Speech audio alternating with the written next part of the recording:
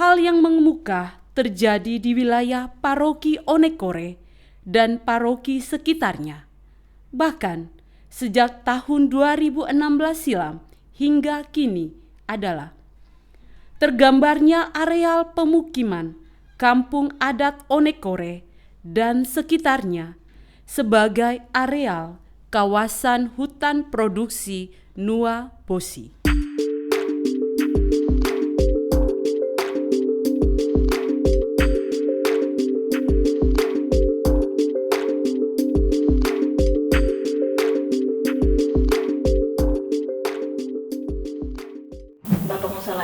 Apakah Bapak Musalaki selama ini tahu bahwa wilayah Onekore itu sudah masuk dalam kawasan hutan produksi? Pada awalnya saya tidak tahu, kami tidak tahu.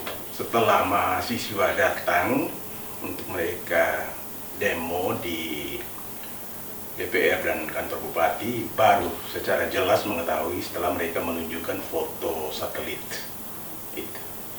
Itu terjadinya di tahun berapa? 2021 atau 2022 kemarin. Adakah tanah ulayat yang kemudian masuk dalam wilayah kawasan? Ya, kalau dilihat dalam foto satelit itu hampir seluruhnya, hampir 100%. Itu. Ada berapa hektar kira-kira? Untuk hektarnya saya sendiri kurang terlalu mengetahuinya. Lantas luasnya. Perjuangannya sudah sampai sejauh mana? Sejauh ini kami sudah menyampaikan kepada Wakil Menteri BPN yang kebetulan mengundang kami untuk hadir pada waktu itu. Jadi hanya menjanjikan saja untuk dia sampaikan untuk bagaimana kami waktu itu dengan saya dengan Don yang hadir. Dia menyampaikan bahwa nanti dia akan sampaikan, bahwa hasilnya sampai dengan saat ini tidak tahu.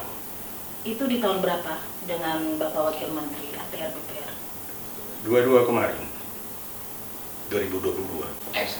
Baik Bapak Lurah, dari aksi yang dilakukan oleh beberapa aliansi mahasiswa di tahun 2023 ya kalau saya tidak salah, terkait dengan penetapan kawasan hutan produksi yang dilakukan oleh Kementerian KLH, sejauh ini yang saya lihat wilayah kawasan Onekore itu masuk dalam wilayah kawasan yang paling berdampak besar karena beberapa rumah dan ulayat dari masyarakat itu terdampak. Kira-kira selama ini dari tahun 2023 sampai dengan hari ini sudah beberapa masyarakat yang kemudian melakukan protes ke kelurahan. Oke, baik, terima kasih. Bicara tentang protes masyarakat berkaitan dengan penetapan wilayah Onekore, sebagian besar wilayah Onekore masuk dalam kawasan hutan. Kalau itu kasus itu dari 2021 saya menjabat sampai dengan hari ini sekitar 107 kasus yang bermuara pada upaya masyarakat supaya keluar dari kawasan hutan. Namun perlu kami sampaikan bahwa upaya kami untuk menyelesaikan peristiwa atau kasus tersebut tidak langsung pada sumbernya, karena kami hanya menyelesaikan dampak dari sumber kasus itu.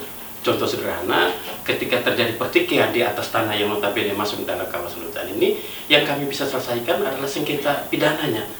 Sedangkan bagaimana kawasan hutan ini, sumber masalah ini tidak bisa kami selesaikan karena tanah yang dipersoalkan itu masuk dalam kawasan hutan. Oke, baik Bapak.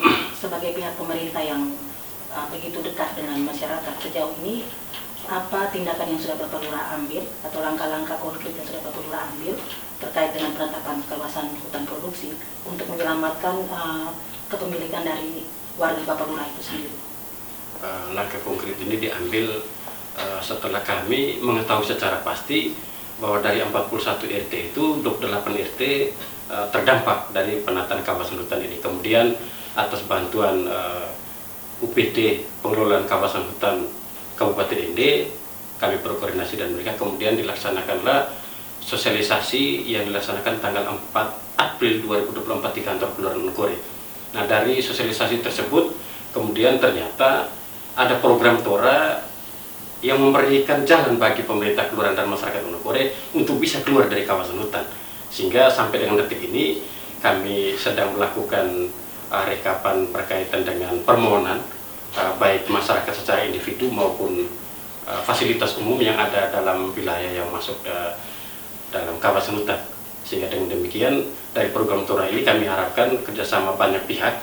Tentunya kami juga perlu menyampaikan apresiasi dan terima kasih berlimpah kepada beberapa organisasi yang membantu kami, seperti PT Pengelolaan Hutan Kabupaten Ende, kemudian Muselaki Gunung Itu Onekore, Seksi Pemberdayaan Masyarakat DPP Paroki Onekore, Komsos Komunikasi Sosial yang ada pada Provinsi LSPD yang terus memberikan kami motivasi dan dorongan agar penataan kawasan hutan ini, agar masyarakat bisa keluar dari kawasan hutan ini bisa tepat terlaksana. Selain wilayah Paroki Onekore, persoalan penggambaran peta kelompok hutan Nuobosi ini juga melingkupi wilayah Paroki Woronio, Paroki Nuobosi, Paroki Komandaru, dan Paroki Roworeke. Menurut laporan UPT KPH wilayah Kabupaten Ende, persoalan pemetaan kawasan hutan ini bukan saja terjadi bagi kelompok hutan Nuobosi saja, namun juga terjadi bagi kelompok hutan lindung dan hutan produksi lainnya seperti Kemang Boleng, Manulela, dan lain-lain. Dari 9 kelompok hutan yang membentang dalam wilayah Kabupaten Ende, pemukim terbanyak adalah dalam wilayah kelompok hutan Kemang Boleng. Baik Bapak Eko sebagai wakil dari UPT KPH Kabupaten Ende, sebetulnya apa yang menjadi masalah paling mendasar sehingga banyak timbul riak-riak dari bawah terkait dengan masalah tanah dan masalah penetapan kawasan ini? Ya. Sebenarnya permasalahan ini mulai menguat ya di tahun 2016. 2016 ketika kami memproses salah satu usulan warga berkaitan dengan proses sertifikat tanah, lalu mereka membutuhkan surat keterangan bebas kawasan hutan. Nah, itu kami lakukan pemeriksaan lokasi, lalu titik koordinatnya kami kirim ke BPKHTL di Kupang. Dan memang kami sebelum tidak menerima fakta 357 tahun 2016. Jadi dan secara real di lapangan kami tahu persis batas-batas kawasan hutan di mana, bahwa kampung Onekore itu tidak termasuk. Lalu ketika data koordinat itu kami kirim dan di sana dilakukan verifikasi, kami pada waktu itu sudah mengeluarkan surat keterangan bebas kawasan hutan bahwa itu bukan, tapi dibatalkan oleh BPKHTL Kupang bahwa itu dalam kawasan.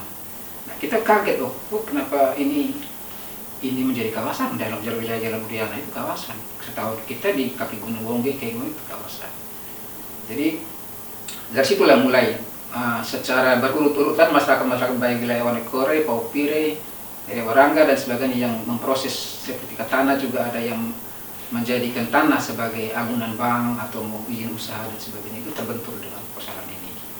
Jadi itu, dan kami sudah tidak lanjut itu, kami sampaikan dalam rapat-rapat koordinasi di tingkat provinsi bahwa untuk persoalan Ende ini ada masalah yang mendasar yang kalau hitungan kami itu terjadi kalau setelah kami lihat di peta pemetaan kelompok hutan Nuobosi ini, dia terjadi pergeseran bahkan sampai 700 meter ke arah selatan. Jadi dari titik yang sebenarnya itu perkiraan kami, karena kami sendiri sudah melakukan penelusuran di lapangan, tetapi tidak menemukan pal-pal yang ada, hanya memang berdasarkan informasi masyarakat di situ pernah ada pal tak hilang di lapangan. Tapi memang kami tahu persis bahwa itu memang sudah terjadi pergeseran pemetaan. Karena memang kenapa kasus ini tidak menguat sejak pemetaan kawasan hutan tahun 84 dan sebagainya.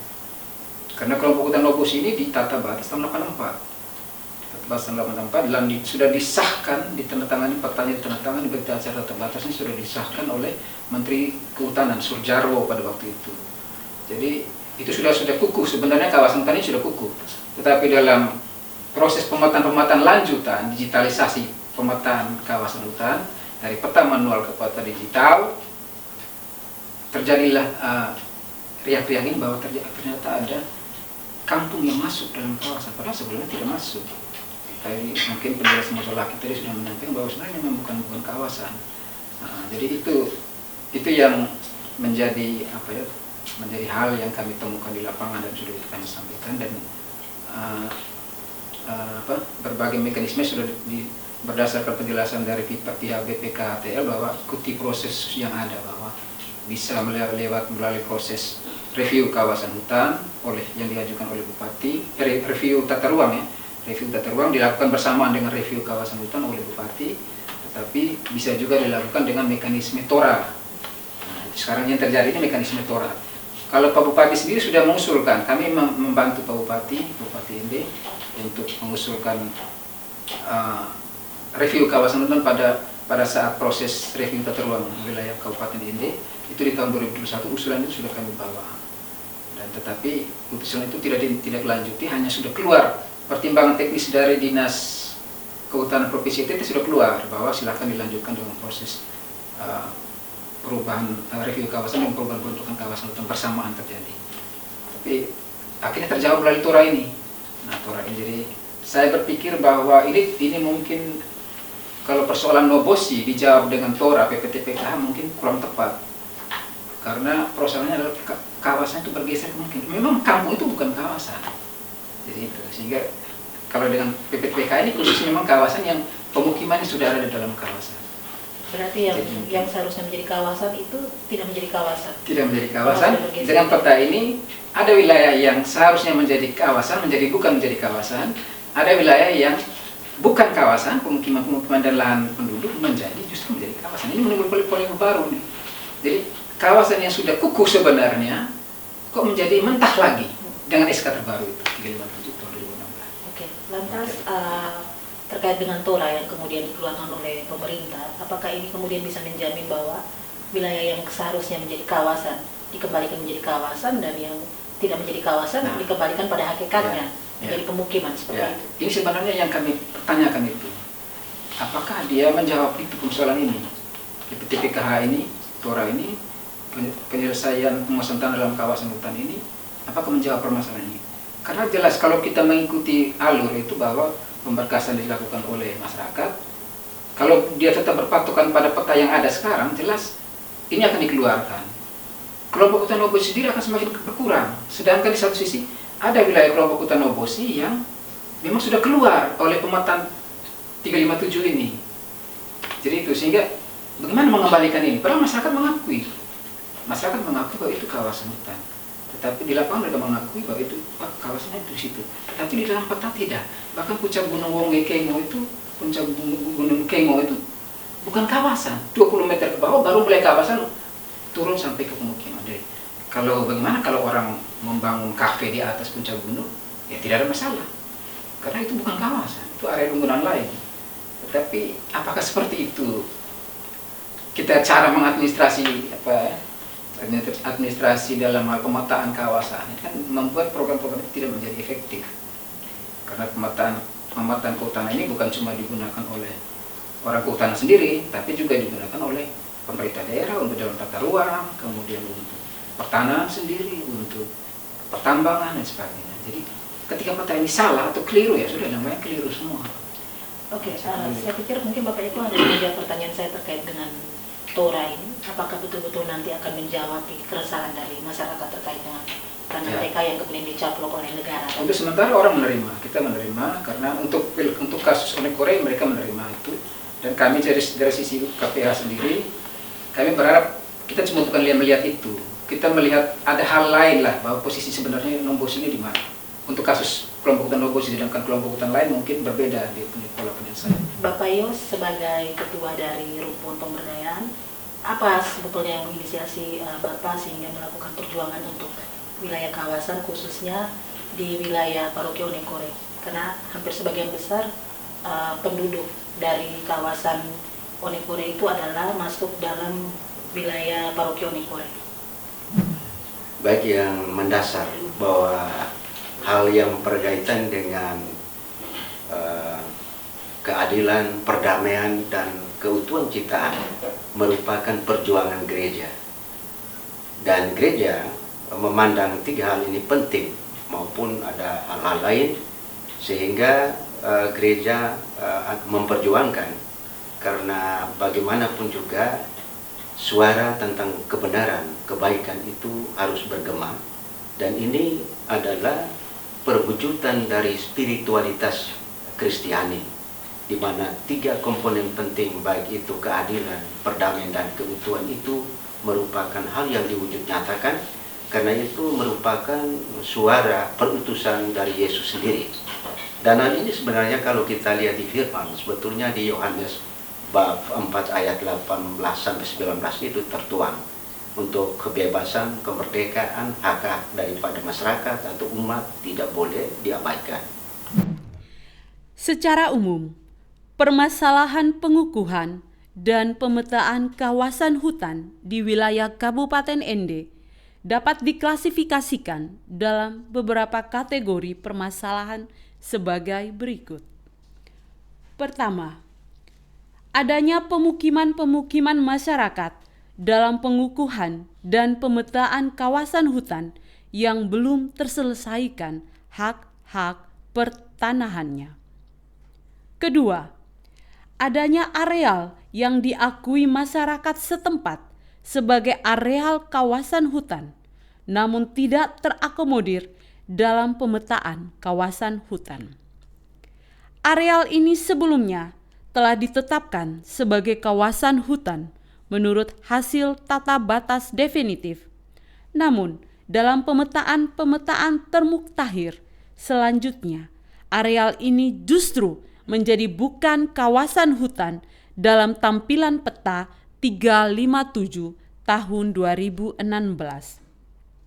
Ketiga, sebaliknya, ada pula wilayah pemukiman masyarakat yang sebelumnya bukan merupakan areal kawasan hutan, namun dalam pemetaan termutakhir justru dimasukkan sebagai areal kawasan hutan.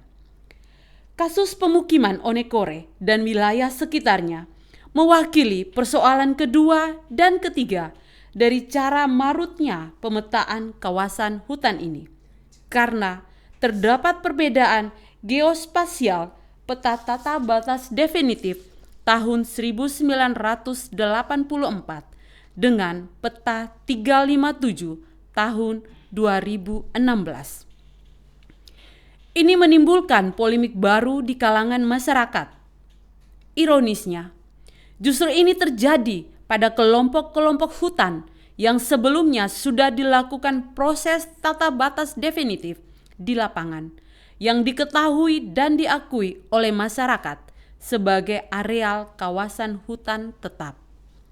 Keempat, adanya persoalan kesenjangan ekonomi yang serius antara masyarakat yang bermukim di dalam kawasan hutan dengan masyarakat di luar kawasan hutan.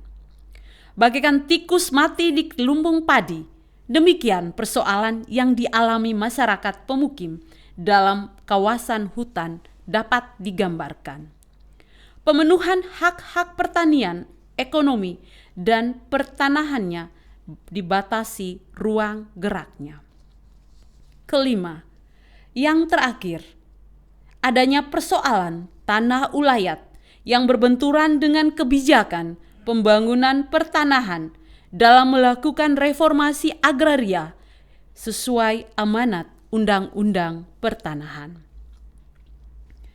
Bagaimana titik temu dan solusi yang tepat bagi masing-masing persoalan tersebut? Apakah satu skema penyelesaian permasalahan dapat diterapkan bagi semua kategori persoalan di atas?